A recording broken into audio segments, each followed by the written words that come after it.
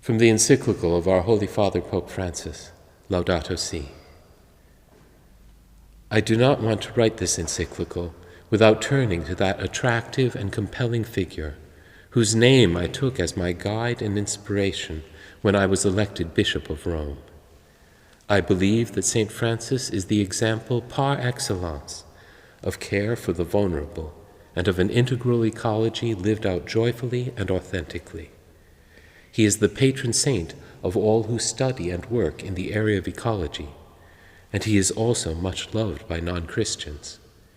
He was particularly concerned for God's creation and for the poor and outcast. He loved and was deeply loved for his joy, his generous self-giving, his open-heartedness. He was a mystic and a pilgrim who lived in simplicity and in wonderful harmony with God, with others, with nature, and with himself.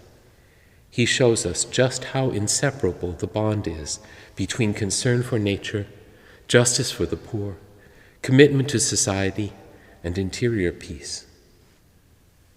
Francis helps us to see that an integral ecology calls for openness to categories which transcend the language of mathematics and biology and take us to the heart of what it is to be human, just as happens when we fall in love with someone. Whenever he would gaze at the sun, the moon, or the smallest of animals, he burst into song, drawing all other creatures into his praise. He communed with all creation, even preaching to the flowers, inviting them to praise the Lord just as if they were endowed with reason.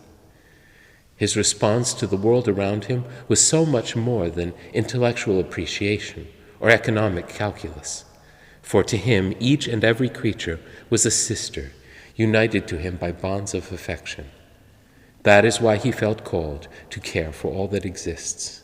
His disciple St. Bonaventure tells us that, from a reflection on the primary source of all things, filled with even more abundant piety, he would call all creatures, no matter how small, by the name of brother or sister.